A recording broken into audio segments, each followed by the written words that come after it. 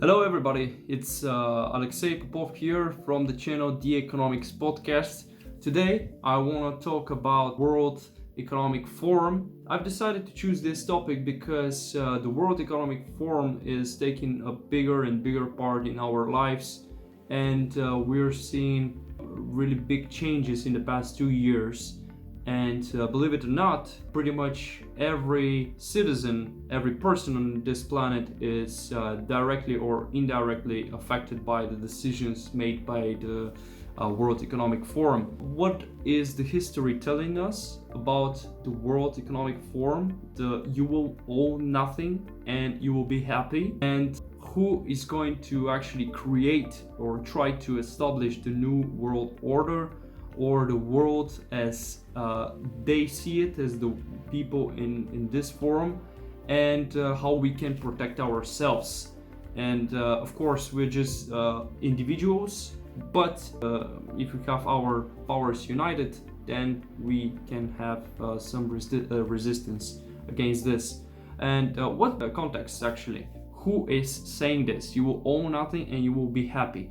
The frontman of the World Economic Forum, that's Klaus Schwab, and he created the forum in 1971. That's pretty interesting. This is when the gold standard was removed from the dollar, and therefore all the rest of the currencies from the Bretton Woods system.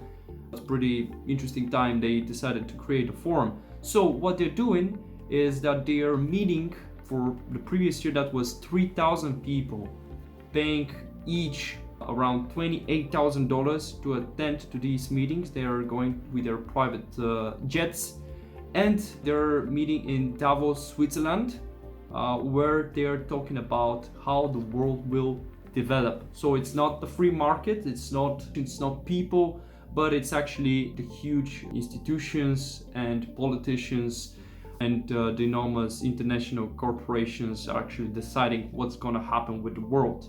And they're actually establishing it pretty well. They're doing pretty good job with what they want to achieve. They're talking about a world control instead of free market choosing it. Okay? They're talking about collectivism. They're talking about removing the personal choice and freedom of each individual. They're talking about abolishing the private ownership of property, about pretty much everything, having a car, even your personal private stuff. Well, it's not going to be yours anymore. And I found that they have 8 predictions about the world, how it's going to look after just 7 years, in 7 to 8 years, in the year of 2030. So they're pretty interesting, and this is not a conspiracy, it's a real thing. Now currently I am in Bulgaria, I'm Bulgarian, and I have this book. It's called, in Bulgarian, it's Capitalism for the Interested Ones.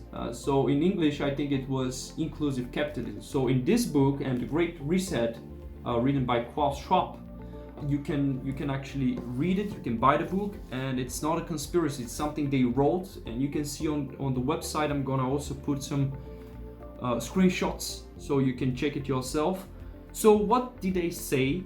How is the world gonna look like just after 8 years? So first, you will own nothing and you will be happy. That's like, this sounds pretty bad to me.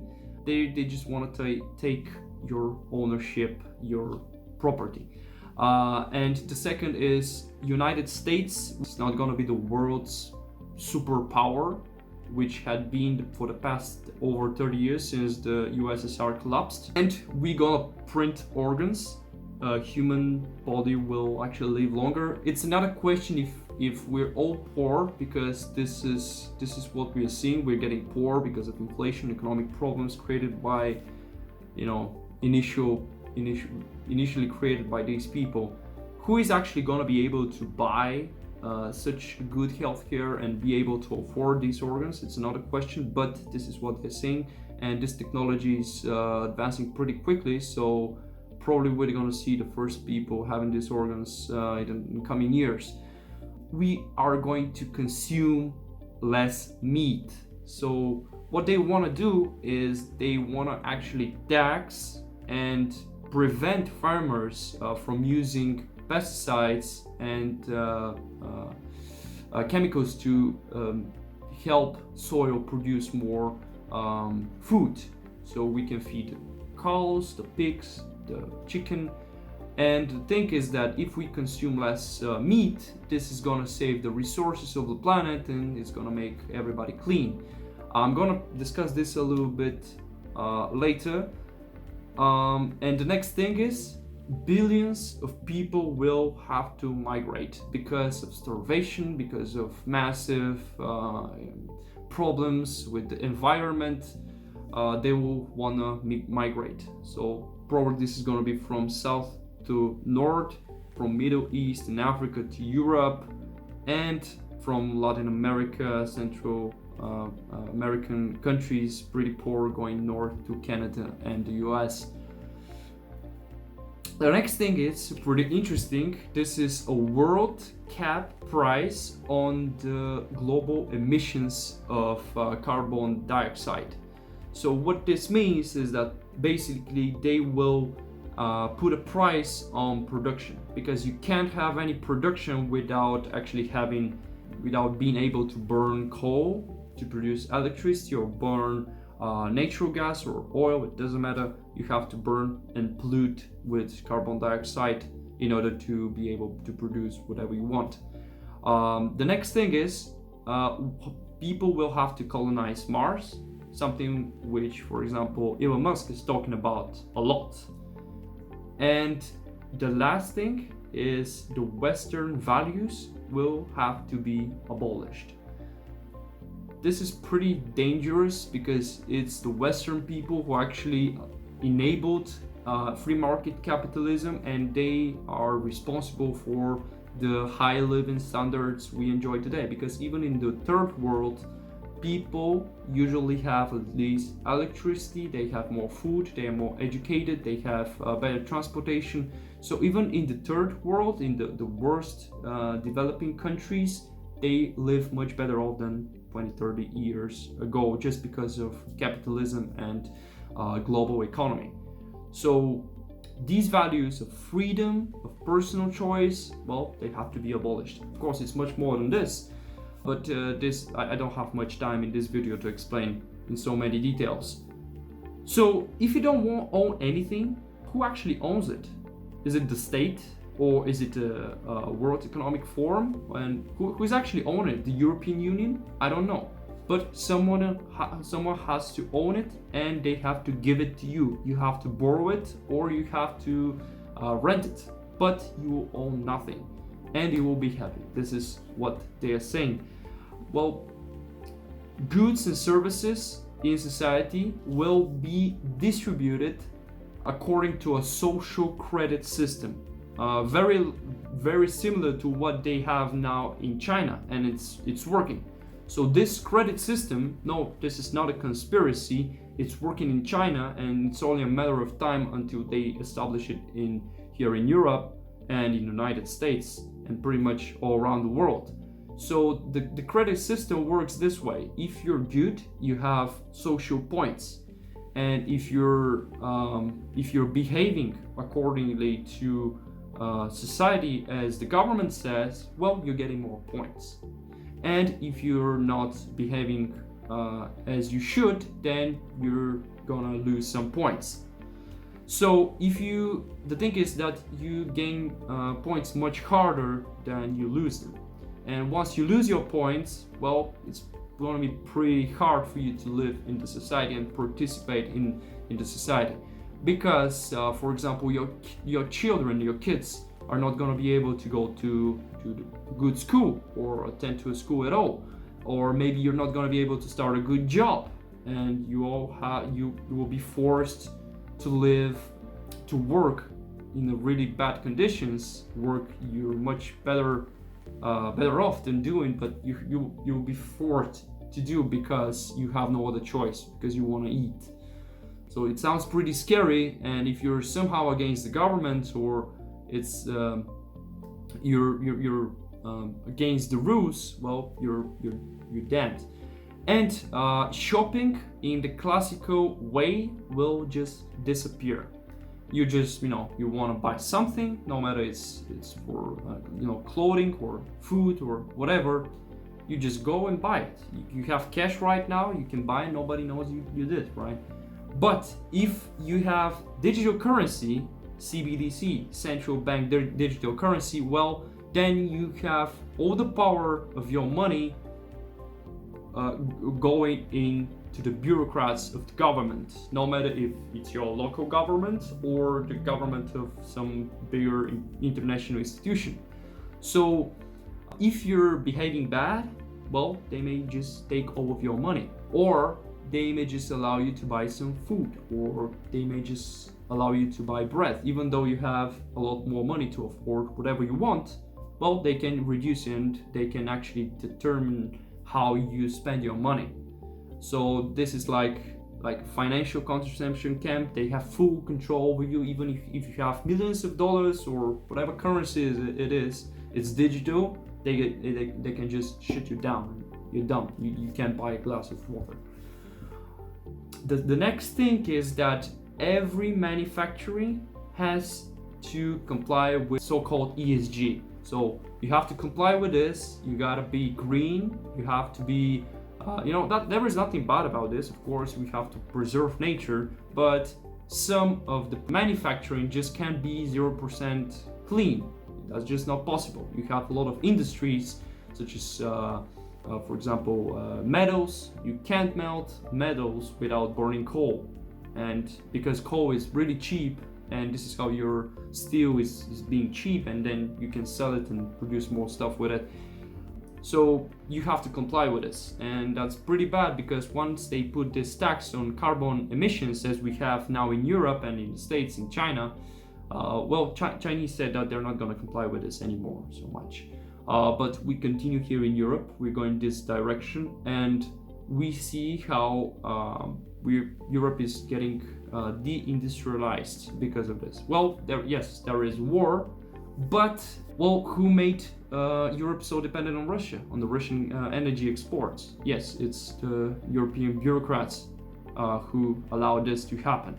It was a policy, and still it is. They said still the solution is more green energy, which, as we know, is unreliable, and we just can't rely so much on the wind and on the solar energy, because we just can't. We want to use energy all the time. So if they control the carbon emissions and their prices, well, they control the economy, and therefore they control the lifestyle, and they control people.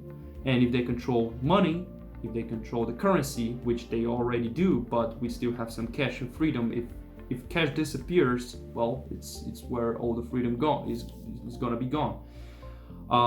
The next thing the World Economic Forum is discussing is how is control being established, actually, especially for the past couple of years, with all the problems with the health the world experienced. We see how the World Health Organization was just dictating to countries what they should do. Should they close? Should they make another lockdown? Or should they impose some sanction people who don't want to participate in this?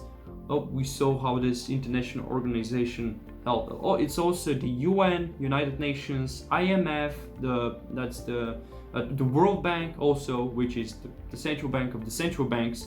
All these institutions are actually part of the unelected elite, which is controlling pretty much all every citizen of this planet. So what they are creating, according to keep this in mind, Carol Quigley, in his book from the University of Georgetown, which he wrote in 1966, he mentions that they are creating a neo-feudal system. This was the system before the free market capitalism came in the 16th century and took over the world and lifted the standards, and this led to the abolition of the kingdoms. So what do you do if you live under this system?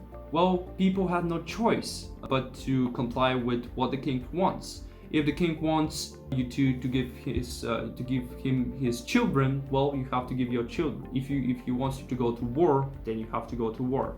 And if he wants you to tax whatever he wants to tax you, well, you have to comply. Otherwise, he's just gonna kick you out of the land or kill you, and that's gonna be the end for you. So you can't say anything because you have no private property and the land is not yours. And if you have no land, well, you just can't sustain yourself and your family. So that's total control. The World Economic Forum is actually promoting a secret agenda. That's communism. Yeah, that's right. It's communism, and these ideas are getting pretty popular among young people. And pretty much in the average mind of the people, because they are looking for government solutions all the time. But what the World Economic Forum is actually promoting is real communism. This is where what is communism actually? That's where the private ownership, private property is removed. These rights are just abolished. And this is living in a commune where everybody shares everything. There are many movies, many books about it. You can do your own research and see what is this about. But that's the final stage. That's just a utopia where everybody is belonging to everybody. This means that there is no marriage, there is no family, there is no private ownership of property, of real estate. There is no transportation. Well, if you want to move to point A to point B, well, you have to take public transportation or whatever the government is providing you with. That's even worse than what we have here in Bulgaria during the socialist times, because even back then people had the choice of actually owning property. So they could sell and they could buy property. Well, here you don't have. You have this. So it's much worse than what we had here in Bulgaria and Eastern Bloc. And there is one theory which is pretty true and it's describing pretty accurately what's happening. That's the tragedy of the commons. So the idea is the following. If you have something which is common, well, then nobody cares about it. It's like this: if nobody is actually controlling, they have no interest in managing the resources of let's say a production, well, nobody cares then. It's there is no way it's gonna be efficient and it's gonna be working on the long term. And that's what they do, and that's what they are talking about. And again, it's not a conspiracy. You can read about it in the books. You can read in Inclusive Capitalism, The Great Reset, which are written by the frontman of this organization. And what we can do about it? Well, we can at least learn. We can use the internet. We are living in the age of information. At least this is what we've been told. People have access to a lot of information. You can just get your phone out of the pocket, see, read, do your research. And once you know the truth, well, at least tell your family, at least tell your friends, and they will do the same. And more people will actually wake up. And the more people will wake up and disapprove with these processes, well, the resistance will be bigger, and the unelected leaders of the world, owners of the world, will have to back off, because they are only stepping forward when they see there is no resistance. Thank you very much for your time. It's been a pleasure talking to you. Thank you very much for following me. If you're not following me yet, you can follow. I will continue making videos on such interesting topics. You can leave me a comment down below. What do you think about it? Do you have something to add? Do you disagree? If you disagree, you can just hit the dislike button. I'll also appreciate this. If you like the video, of course, thumbs up. Thank you once again. See you again.